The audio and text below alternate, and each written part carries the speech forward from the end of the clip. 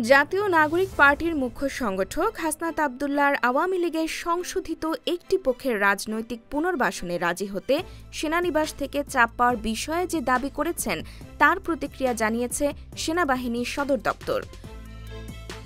শনিবার ২২ মার্চ সংবাদ মাধ্যম নেত্র নিউজকে দেওয়া সেনা সদরের এক বিবৃতিতে স্বীকার করে নেওয়া হয়েছে যে সেনানিবাসে খোদ সেনাপ্রধান ওয়াকারুজ্জামানের সঙ্গে ১১ মার্চ বৈঠকটি হয়েছিল।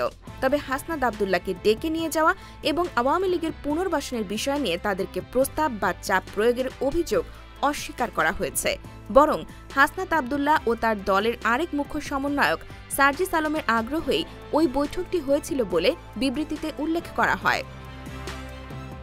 বাংলাদেশ গণঅভ্যুত্থানে ক্ষমতাচ্যুত আওয়ামী লীগকে নতুন রূপে পুনর্বাসনের বিষয়ে সেনানিবাসের কাছ থেকে ভারতের পরিকল্পনা উপস্থাপন করা হয়েছে।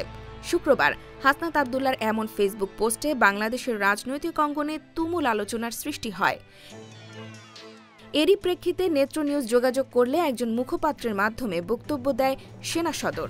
হাসনাত আবদুল্লাহর পোস্টকে সম্পূর্ণ রাজনৈতিক স্ট্যান্ডবাজি, বই অন্য কিছু নয় বলেও মন্তব্য করা হয়েছে সেনা সদরের বিবৃতিতে। এছাড়া ২৭ বছর বয়সী এই ছাত্রনেতার বক্তব্যকে অত্যন্ত হাস্যকর ও অপরিপক্ব গল্পের সম্ভার হিসেবেও আখ্যা দিয়েছে সেনাবাহিনী।